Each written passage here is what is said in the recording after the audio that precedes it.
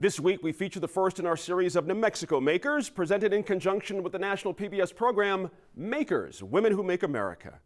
Feminist artist Judy Chicago may be from the Windy City, but she's made her home right here in New Mexico since the 90s, and she may be best known for her iconic art installation, The Dinner Party, which depicts place settings for 39 mythical and historic famous women. Her career spans half a century and includes a vast body of work. Judy Chicago also founded a feminist art organization headquartered in New Mexico. And here's NMIF correspondent Sarah Gustavus, who spoke with the artist, author, and educator Judy Chicago in her Belen studio.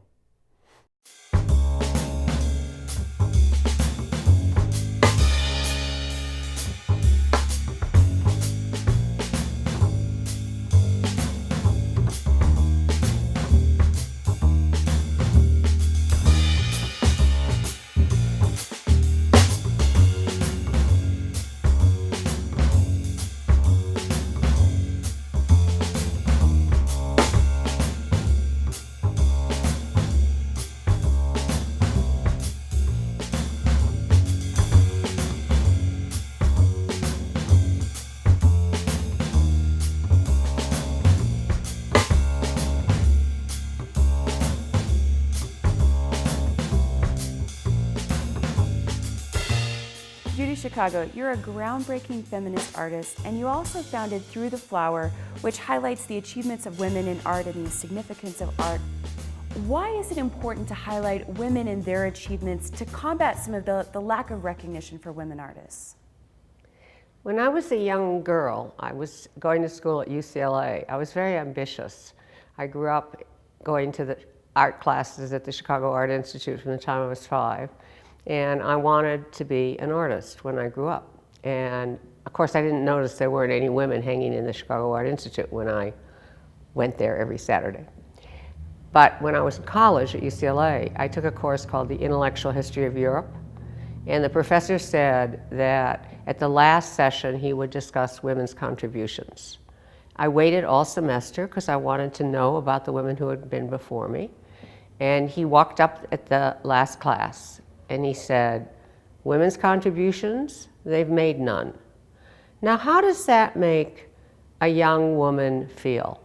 How does it make a young woman student or a young woman art student who sits, how does it make her feel to sit in the classes that talk about what men did, look at what men's art was, now and then maybe see a work by a woman? What does that do to a woman and her own sense of what she can be and do? That's why I have devoted my life and my work to overcoming the silence about women's achievements. What about after you left the classroom, what was that first experience where you saw a woman doing the kinds of things you wanted to do in the arts world, even if it wasn't being recognized officially? Actually, I didn't see any women doing what I wanted to do. I was already exhibiting by the time I was in graduate school. And I came up in Los Angeles in the 1960s and the 1970s, and the LA art scene of that time was totally male-dominated. There were no women who were visible. You didn't have a solo show. You had a one-man show, even if you were lucky enough to get one and you were a woman. How did you respond to critics of your work, of your actual artwork?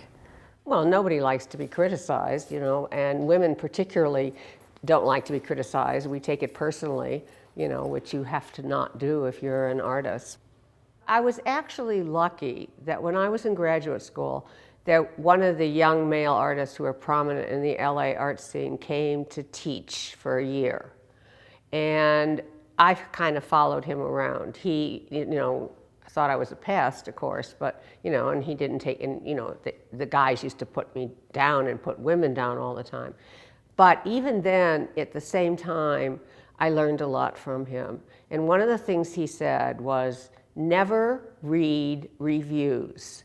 Just count the column inches and see how many pictures there are, which is a good thing he gave me that advice, because given some of the reviews I've gotten in my lifetime, oh my God, I would have slit my throat. No, I just put them all in boxes, and now 40 years later, a book is coming out studying the critical reaction to the dinner party, for example, and all of the vitriolic reviews this historian is analyzing by both art critics and feminist theorists. And she's contrasting it with the thousands and thousands of letters she found in my archives from people around the world saying seeing the dinner party had changed their lives. So this is what I found out. You don't die from a bad review. Do you think women are getting different kinds of reviews today, that their work is being judged based on the merit of their work and not just the critique of being a woman in the art world? Do you think that you were able to change that for female artists today? There's no question there are some very significant changes since I was a young woman artist. Women artists and artists of color can be themselves in ways that was just impossible. Everybody had to paint like they were a white guy, whether you were a woman or an African American or Hispanic, Latino, everybody had to pretend they were white guys. And that's changed, okay? The other thing that's changed is there are many more women and artists of color exhibiting, but a lot of it's on entry level. Where's your confidence come from? Well, you know, I'm like everybody else. I have my days of doubt. In fact, in England now, in London now, one of the shows I have in one room is a series of 140 drawings called Autobiography of a Year, which chronicles the ups and downs of a year, you know, which demonstrate that, you know, not every day is the easiest day for me. On the other hand, I was exceedingly fortunate as a child. I was raised by a family that believed in equal rights for women. My father he worked nights, and so he was there in the day, and my mother worked during the day. He was there when I woke up after my naps in the afternoon. And my father really made me feel like I could be who I wanted, do what I wanted, and that I had an obligation to make a contribution. But it was my mother who sent me to art school. Did you always want to be an artist? Yes, from the time I was a child. I started drawing when I was 3, and I started studying art when I was 5. When did you realize that it might be difficult to enter the art world as a woman? When I was in my first show, and all these guys came up to me and said, "You can't be a woman and an artist too." That was pretty blatant. Do you think young women hear that today in a different version? Not too long ago, I met a young curator at a museum in California who had just done this show. And she told me, she had graduated. She had come up through the 90s, you know, when she was told that we lived in a post-feminist world, that everything had changed and that women could do and be whatever they wanted now. Well, the first thing that happened was she worked as an assistant for a male artist after she got out of school, and he sexually harassed her. And then when she became the curator at this museum, every one of the male artists she included in the show propositioned her. And she said, nothing has changed. So I would say somewhere between everything has changed and nothing has changed is where we are. Not enough has changed. A lot of people talk about the work that you've done over the course of your career, but do you have a particular accomplishment that you feel is less well known or that you'd like to highlight about your career so far? Well, actually, a lot of my work for a long time was completely overshadowed by the dinner party. A lot of the huge body of art that I've created was just nobody knew anything about it. That started to change in 2011 with this Getty-funded initiative called Pacific Standard Time, which involved every institution from Santa Barbara to San Diego documenting and celebrating LA art from the 1945 to 1980, 20 of which years I was in.